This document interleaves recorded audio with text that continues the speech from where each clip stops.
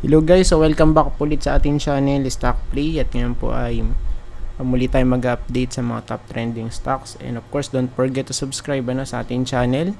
And pakipress na rin yung notification bell para palagi po kayo ma-update at ma-notify sa mga bagong videos na i-upload natin. And pwede rin po kayo mag-comment down if meron po kayong mga stocks na request for charting.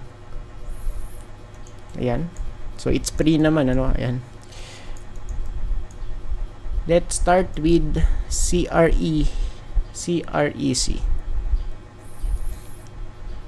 Ito. So top trending to, top 1. So for now, pagka ganitong mga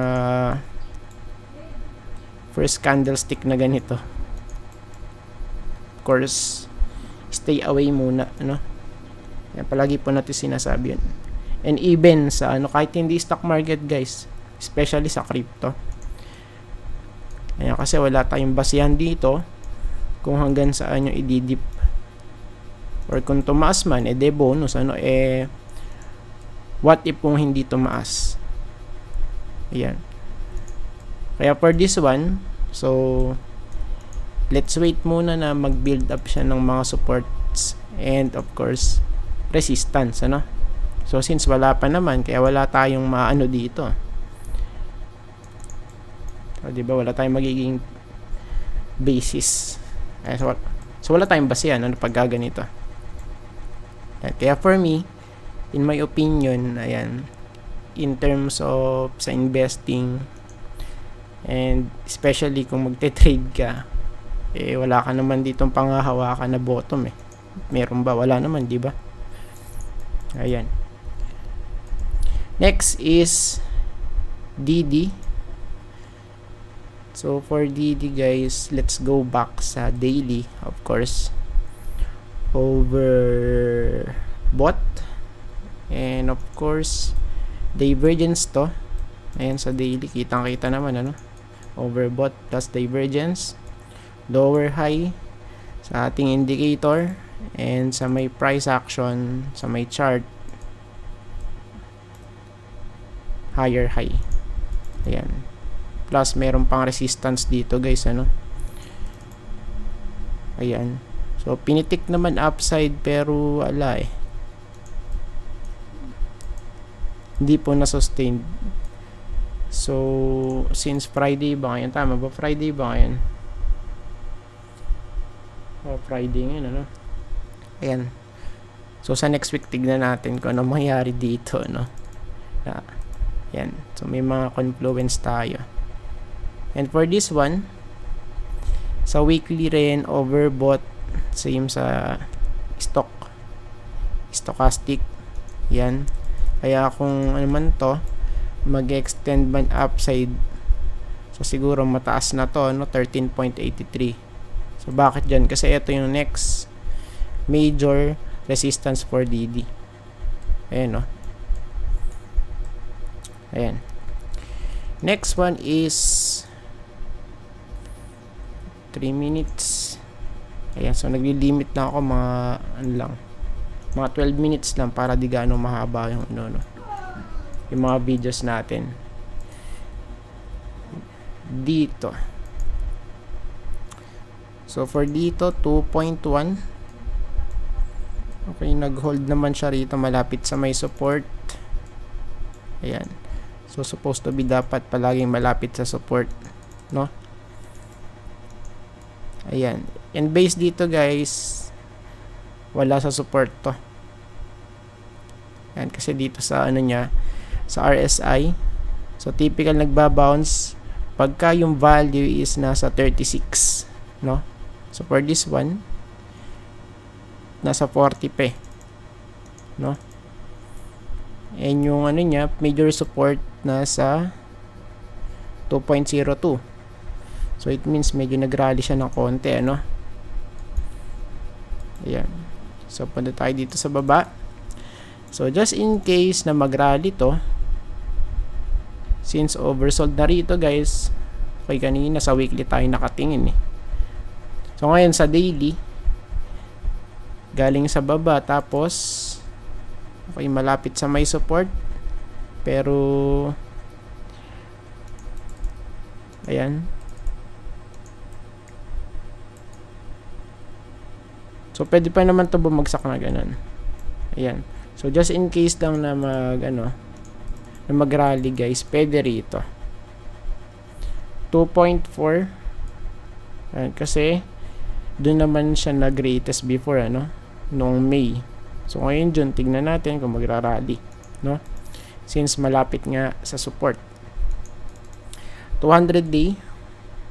Okay, confluence dito. Ayan sa may resistance natin. Malapit nga dun sa may 2.4, no?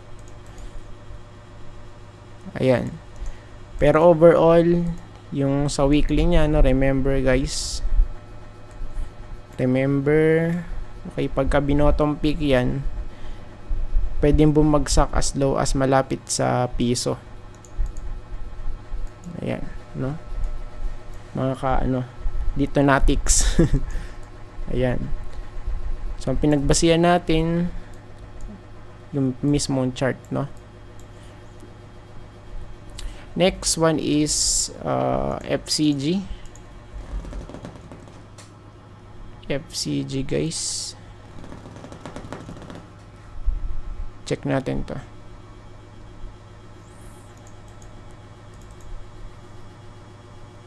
Okay, so nag-retest na dun sa may resistance natin. Sa 0.8 ba yan? Ayan. Ayun, no? So, na-hit 0.8, 0.82. O, dyan, malapit sa may green box, Then, right now, yung natin dito? Verdict.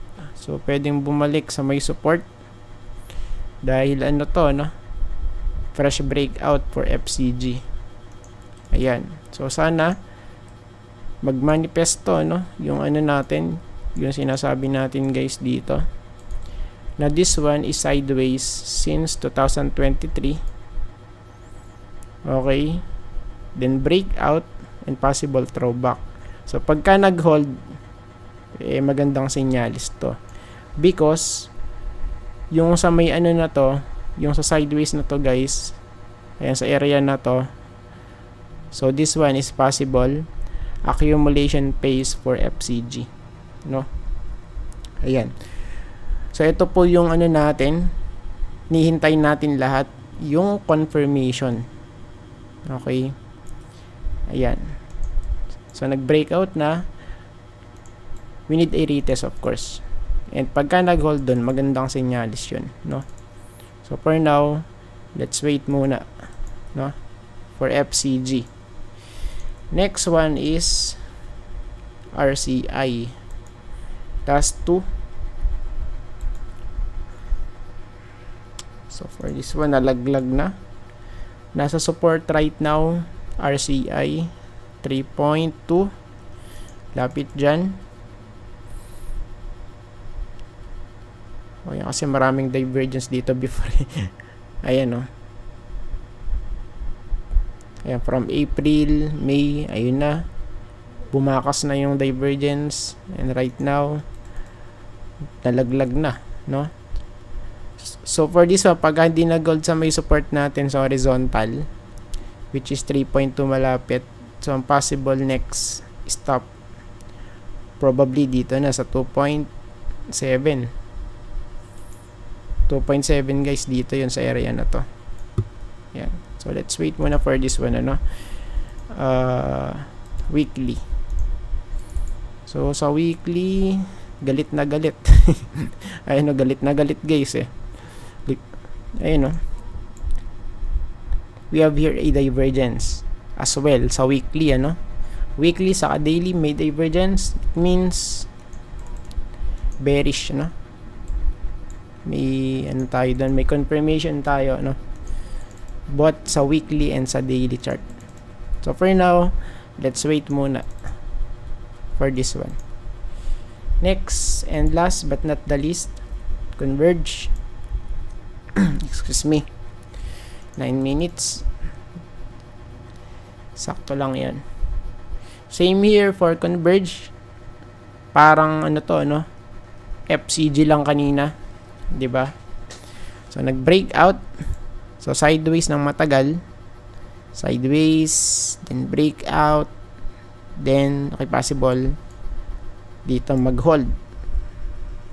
So syempre kailangan natin ng confirmation.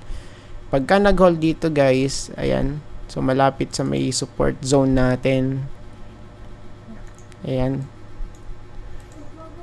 dito guys sa may green box na yan. So pagka nag-hold dyan, magandang senyalis din yan, ano, like nung sa chart for FCG guys, di ba? Ayan, parehas ng setup, no? So tignan natin. Ayan, kasi kung mag-hold dito guys, ano lang yan, kumbaga mas mabilis na yung price discovery na to, no? Converge, FCG, tapos marami pa iba di ba? Same pattern lang sila. And kumbaga yung yung liquidity is nagro-rotate lang sa mga stocks, no? So merong nauuna at meron ding nauhuli. So I think tapos na po tayo guys, at maraming salamat po sa panonood, and see you po sa next video. Bye bye and God bless.